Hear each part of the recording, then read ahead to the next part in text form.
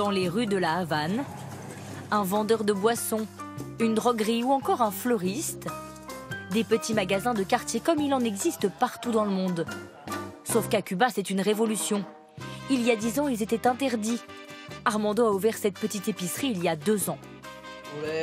Moi, je vends des sauces salsa, au citron et du vinaigre.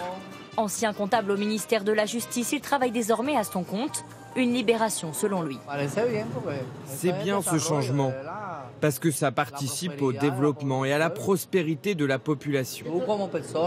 Et puis, en tant que personne, on se sent plus libre. Une ouverture dans un pays communiste, fermé pendant plus de 40 ans. Dans les rues de la Havane des années 70, aucun magasin privé, toute l'économie appartient à l'État. Avec la fin de l'ère Fidel Castro en 2008, 500 000 Cubains ont demandé une licence pour ouvrir leur propre commerce.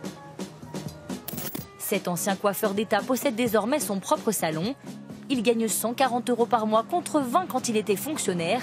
Même ses clients sont satisfaits du changement. C'est beaucoup mieux pour nous. On a un meilleur service que quand c'était géré par l'État. Parce que les gens sont plus responsables. Si tu n'es pas bon, tu restes pas. Quand c'est l'État, les gens font ce qu'ils veulent. L'autre grand bouleversement est visible sur ces balcons. Des panneaux à vendre, là aussi encore interdits il y a quelques années. Avant 2013, l'État possédait tous les immeubles. Pour changer de maison, on ne pouvait ni vendre ni acheter, il fallait échanger. Aujourd'hui, c'est dans la rue que se font les transactions, un peu comme un vide-grenier. Ça, c'est le reste de la maison. Et de ce côté, ça fait 3,5 m par 8. Et là, c'est le garage.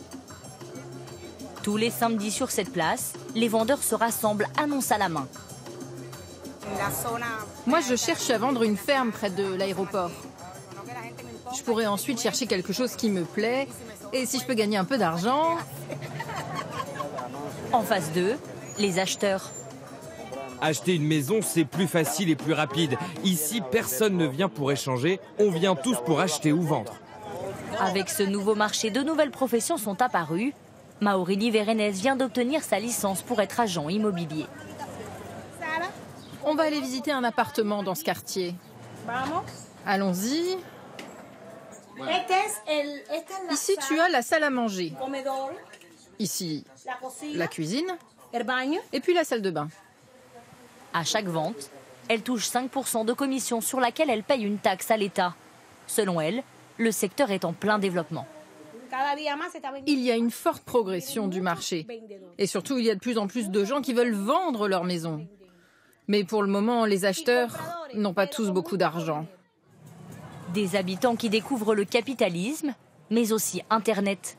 Tous les jours, des dizaines de Cubains viennent se connecter dans ce parc. Le gouvernement y a installé des bornes Wi-Fi. Même avec un accès restreint et payant, c'est une petite révolution dans le pays. On a téléchargé plein de vidéos, par exemple des Beatles ou encore le clip de Michael Jackson, Thriller. Il nous manque encore beaucoup d'informations pour rattraper le niveau international. Même si on ne peut pas beaucoup voyager, on découvre plein de choses. Comment on vit dans les autres pays, la culture. À l'échelle du monde, ce n'est pas grand-chose. Mais pour Cuba, c'est vraiment une grande avancée. Si les Cubains aspirent à plus de liberté, plus d'ouverture économique, la vieille garde du gouvernement, elle refuse tout changement par peur de dériver vers un modèle capitaliste. Au final, seuls 20% des réformes annoncées par Raúl Castro ont réellement été réalisées.